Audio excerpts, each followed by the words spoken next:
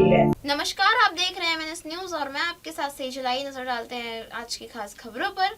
इंदौर के भागीरथपुरा में दूषित पानी से जन स्वास्थ्य को तबाही के कगार पर पहुंचा दिया है।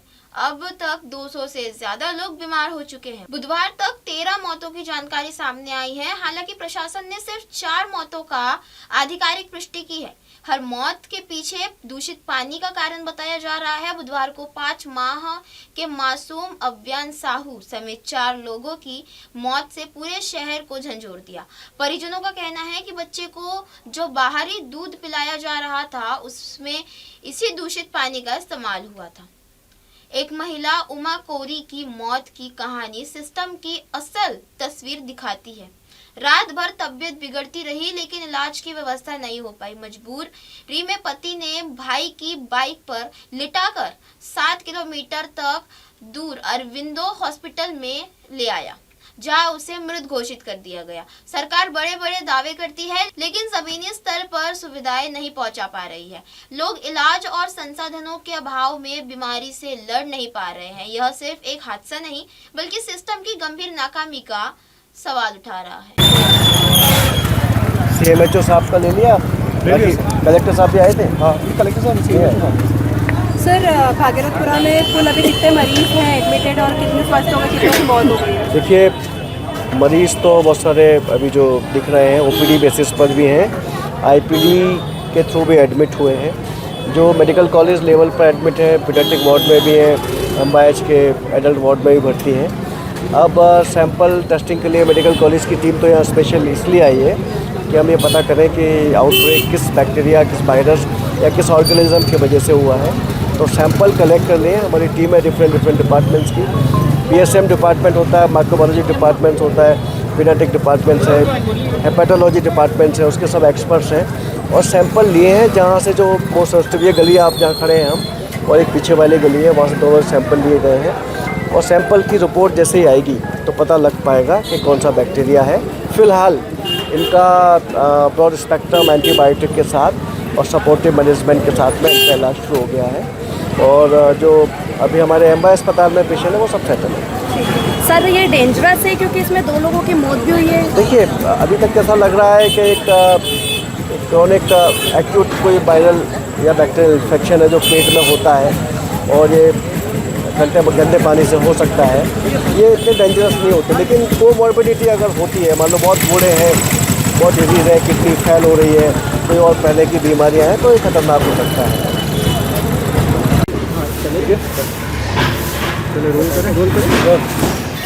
सर, ये पूरे भागीरथपुरा की अब स्थिति क्या है एट प्रेजेंट? देखिए, अभी तो जो नंबर ऑफ़ केसेस हैं वो स्टेबलाइज हमारे हुए। जो कल जो एक लोगों के मन में दहशत थी वो भी जब हम लोग यहाँ पर हैं और दिन भर से सर्वे चल रहा है। डॉक्टर्स की टीम, हमारी 22 डॉक्टर की टीम यहाँ काम कर रही है।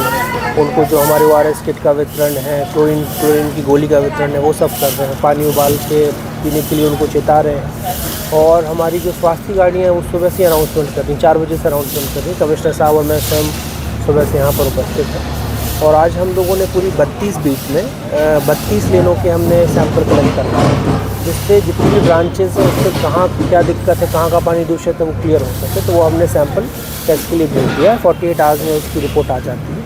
कल भी हमने सैंपल लिए थे 25 के अराउंड, वो भी सैंपल की क्या कहते हैं प्रिलिमिनरी रिपोर्ट 24 आवर्स में कुछ इंडिकेटिव आ जाती है, पुख्ता आएगी 48 आवर्स के बाद, तो वो कल हमें मिल जाएगी रिपोर्ट। इसके अलावा जो एक संशय है कि दूषित पानी हुआ कहाँ से, तो उसमें हमारी टीम लगी हुई है, PHE की टीम और ड्रेनेज की टीम। हम जहाँ जहाँ से सप्लाई होता है, जहाँ जहाँ से ब्रांचेस हैं, वहाँ पर मेरी टीम को ही चेम्बर निकाल के देख ली है कि कहीं कोई रिसाव या कहीं कोई वो तो नहीं जिससे दूषित पानी का केंद्र पता चल सके कि पानी मिल कहाँ रहा है। और जितनी पॉसिबिलिटीज़ हैं हम उन सब पे काम कर रहे हैं।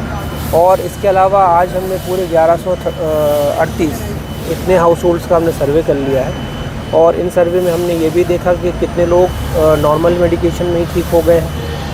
कोई सीरियस मरीज़ तो नहीं है जिसको हमें रेफ़र करवाना पड़े, तो वो भी हमने रेफ़र करवाया है जोन के माध्यम से। तो इस हिसाब से एज ऑफ नाउ तो स्थिति कंट्रोल में, लोगों के मन में एक डाउट नहीं रहे, इसीलिए पूरी अनाउंसमेंट की गाड़ियाँ लगातार चल रही हैं यहाँ पे और काम हो रहा है। Thank you. वो लाइव था ना। सर, इंदौर के भागीरथपुरा क्षेत्र में देर रात जो है पानी पीने की वजह से कई लोगों की तबीयत बिगड़ी, कितने लोग हैं?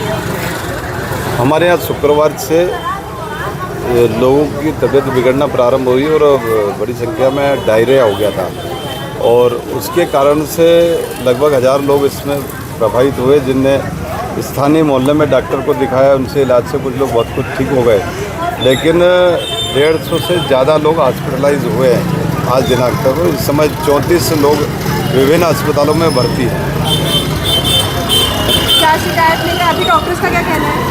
अभी निगम की पूरी टीम लगी हुई है। सैंपल हो गए, 3 बार सैंपल लिए, उसकी रिपोर्ट आना है और उसके बाद ही कुछ बता पाएंगे, क्योंकि पूरे क्षेत्र में 3 दिन से लगातार प्रयत्न करने के बाद कोई बड़ा लीकेज या कोई नाला या कोई ड्रेनेज या कोई मिलावट किसी भी प्रकार की वो ऐसा पकड़ में नहीं आता। मरीजों को अभी हाल फिलहाल में आप लोग क्या सुविधाएं दे रहे हैं? अभी मरीजों को हम यहाँ पे डिस्पेंसरी खोल के 24 घंटे इलाज करवाना है। जिनका यहाँ पर इलाज हो सकता है उनको करवा रहे। बाकी 10 अस्पताल जहाँ पर कैबिनेट मंत्री कैलाश विजयवर्गीय जी ने और महापौर जी ने बात कर रखी, उन सब मरीजों का इलाज वहाँ निःशुल्क कर रहे हैं। हमारे सब कार्यकर्ता यहाँ सामाजिक क्षेत्र के कार्यकर्ता, राजनीतिक लोग, सब लोग लगे उसके। मरीजों का कहना है कि हमने 10-15 दिन पहले ही शिकायतें की, लेकिन अब तक उसका हल भी नहीं किया गया। यहाँ पर 5 दिन पहले ही शिकायत आई है। वर्मा हॉस्पिटल में गए थे हम लोग, वहाँ पर उन्होंने बोला कि 10-15 दिन पहले हम लोगों ने शिकायत की। मतलब हो सकता है, लेकिन बड़ी जो पहली बार यहाँ घटनाक्रम हुआ है, इसके पहले कोई इकट्ठी 10-5 शिकायतें कभी नहीं रही है। चूँकि बस्ती क्षेत्र घना एरिया है, पास में लाइनें डली है, तो छोटी मोटी शिकायतें तो पूरे शहर में होती है। एक व्यक्ति की मौत भी हो गई है। एक 80 साल के नंदराम पाल है, वर्मा हॉस्पिटल में भर्ती, उनके रहते हैं। कितने स्वस्थ होकर आ गए वापस? वहाँ से 10, हर हॉस्पिटल में से आज जैसे 10 भर्ती हुए, तो इसके पहले 150 से ज़्यादा लोग भर्ती हुए थे अलग अलग हॉस्पिटलों में। तो वो लोग स्वस्थ होकर आ गए, तो 34 के लगभग भर्ती है। तो लगभग 1.5-2 दिन भर्ती रहने के बाद लोग स्वस्थ हो गए। और खासकर ऐसे जो बुजुर्ग है, इम्यूनिटी कमज़ोर है, वही लोग हुए। नहीं तो 50,000 की आबादी बहुत बड़ा क्षेत्र है, उसमें से इतने कम लोग भर्ती हुए हैं। कहीं ना कहीं है तो सही बीमारी बड़ी, लेकिन इफेक्ट उन पर ज़्यादा करे जिनका इम्यूनिटी सिस्टम कमजोर है। आपका नाम बताइए। कमल वाघेला पार्षद।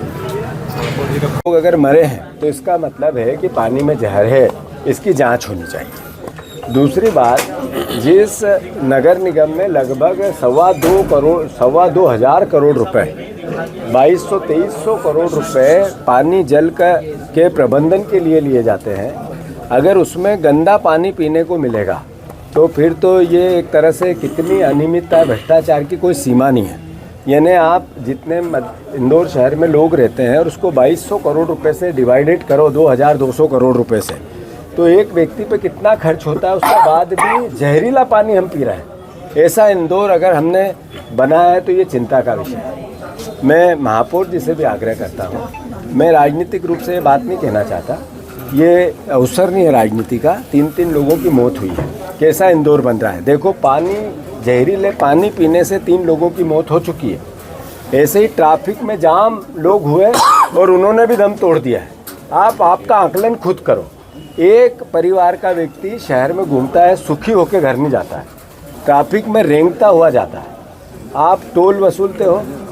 पूरी 3 इंजन की सरकार है। यहाँ के कैबिनेट मंत्री, नगरीय प्रशासन मंत्री कैलाश विजयवर्गीय जी हैं।